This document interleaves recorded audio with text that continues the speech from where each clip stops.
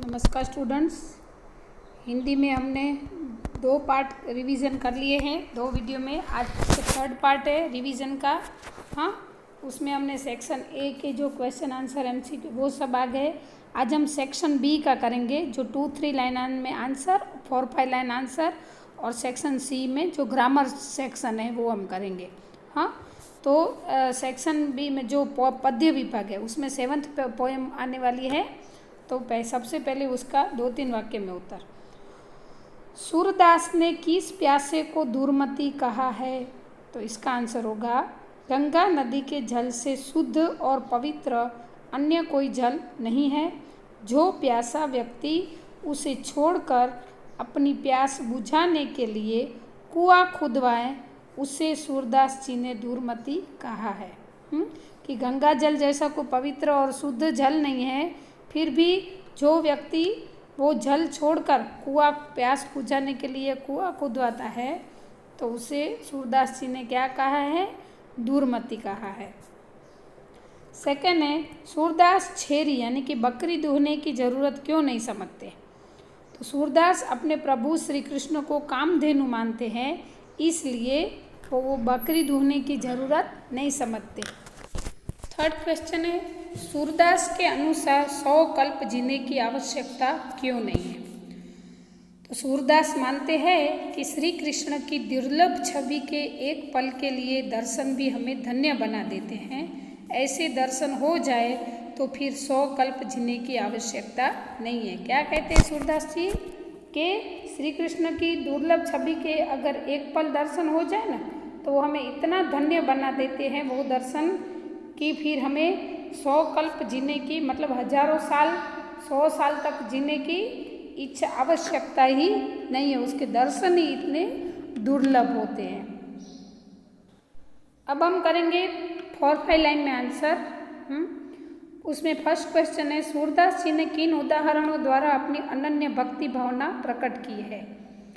तो इसका आंसर होगा, सूरदास जी कहते हैं कि मैं श्री कृष्ण रूपी जहाज का पंछी हूँ, मैं उन्हें छोड़कर और कहीं नहीं जा सकता।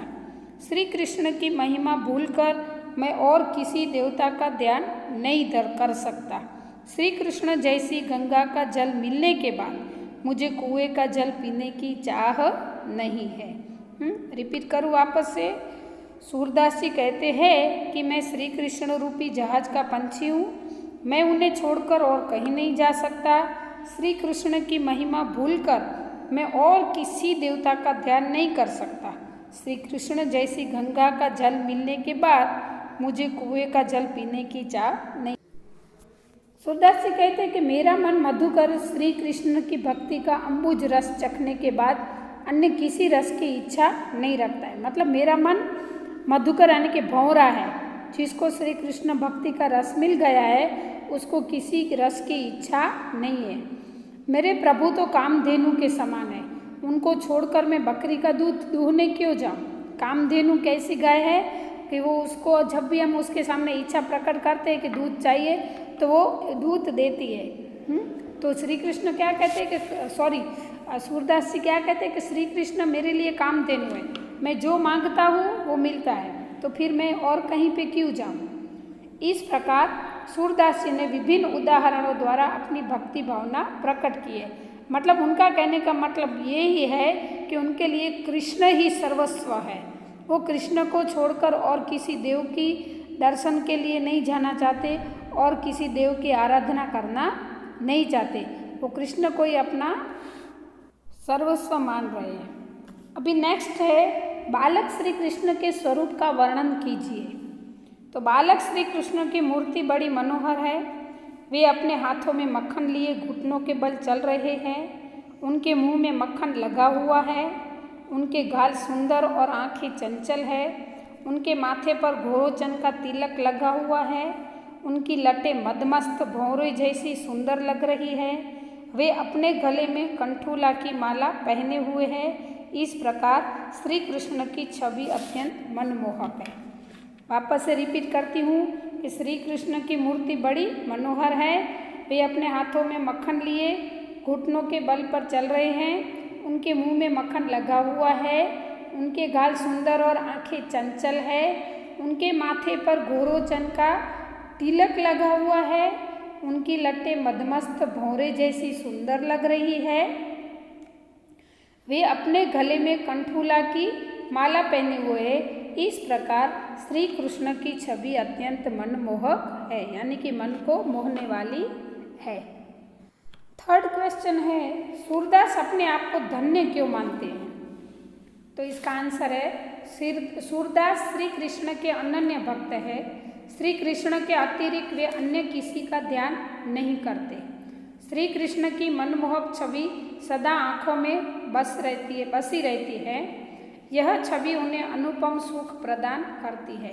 वे श्री कृष्ण की उस छवि को दुर्लभ मानते हैं। उन्हें अपने प्रभु की इन अनोखी मूर्ति के दर्शन हुए हैं, इसलिए वे अपने आप को धन्य मानते हैं। वापस से रिपीट करती हूँ, सूरदास श्री कृष्ण के अनन्य भक्त है। श्री कृष्ण के अतिरिक्त या तो अलावा लिखोगे तो भी चलेगा, वे किसी अन्य का ध्यान नहीं धरते। श्री कृष्ण की मनमोहक छवि सदा आँखों में बस रहती है। यह छवि उन्हें अनुपम सुख प्रदान करती है। वे श्री कृष्ण की उस छवि को दुर्लभ मानते हैं और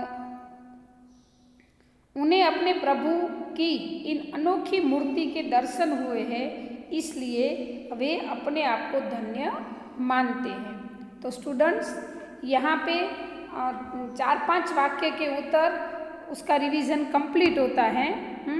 जो पोयम विभाग है उसमें से 2-3 लाइन आंसर और 4-5 लाइन आंसर आने वाले हैं, तो इसका रिवीजन कंप्लीट हुआ। अभी हम सेक्शन सी में जो ग्रामर के टॉपिक है उसका रिवीजन करते हैं। आपका ग्रामर का टॉपिक है शब्द समूह के लिए एक शब्द लिखिए, जिसमें फर्स्ट है जिसका मूल्य न आंका जा सके, तो उसका आंसर होगा अमूल्य। सेकंड है जिसे क्षमा न किया जा सके, अक्षम्य। थर्ड है जो अनुकरण के योग्य हो, अनुकरणीय। फोर्थ है जिसे भुलाया न जा सके, अविस्मरणीय। फिफ्थ है जिसका हृदय विशाल हो, तो उदार। सिक्स्थ है जो छिपाने योग्य हो, तो गोपनीय। सेवंथ है निरीक्षण करने वाला, तो निरीक्षक। 8 है जिसने इंद्रियों को वश में कर लिया हो, तो उसका होगा जितेंद्रिय। 9th है जो जन्म से अंधा हो, तो उसका होगा जन्मांध, मतलब जन्म से जो देखता नहीं है उसको क्या बोलते हैं, जन्मांध। 10 है जो सरलता से प्राप्त हो, तो वो है सुलभ। आया समझ में? सरलता से प्राप्त हो तो सुलभ। फिर 11th है जो बच्चा गोद लिया हो, तो दत्तक। 12th है बहुत अधिक बोलने वाला, वाचाल। 13 है विष्णु का भक्त, वैष्णव। 14 है जिसके मन में दया न हो, निर्दयी। 11, 12, 13, 14 एंड 15 है जो शरण में आया हो, तो शरणागत। 16 है जो सब कुछ जानता हो, तो सर्वज्ञ। 17 है समान आयु का समवयस्क।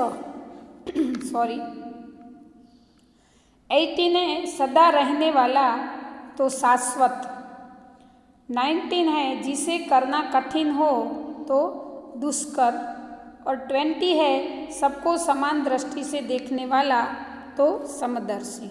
तो ये है शब्द समूह के लिए एक शब्द जो आपको कंपलसरी नोटबुक में लिखना है, बाय हार्ट करना है। और हाँ स्टूडेंट्स, ऐसा ज़रूरी नहीं है कि इसमें से ही आएगा। आप अभी 9th स्टैंडर्ड में हो तो बाहर से भी कुछ भी पूछा जा सकता है, लेकिन हाँ वो आपकी टेक्स्ट बुक से रिलेटेड ही होगा, टेक्स्ट बुक से बाहर का कुछ नहीं होगा। अब कहावतों का अर्थ लिखिए। हाँ, नेक्स्ट टॉपिक है ग्रामर में। कहावतें नाम बड़े और दर्शन छोटे, तो इसका मतलब होगा नाम के विपरीत व्यक्ति होना, मतलब नाम है लेकिन उसमें उसके गुण अलग होते हैं, नाम से विपरीत होते हैं, मतलब ऑपोजिट होते हैं।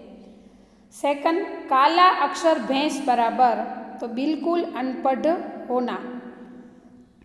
थर्ड है, बिना विचारे जो करे सो पाछे पछिताए। हाँ, तो बिना समझे बुझे काम करने पर बाद में पछताना पड़ता है। फोर्थ है, नाच न जाने आंगन टेढ़ा, तो अपनी असमर्थता छिपाने के लिए बहाना बनाना।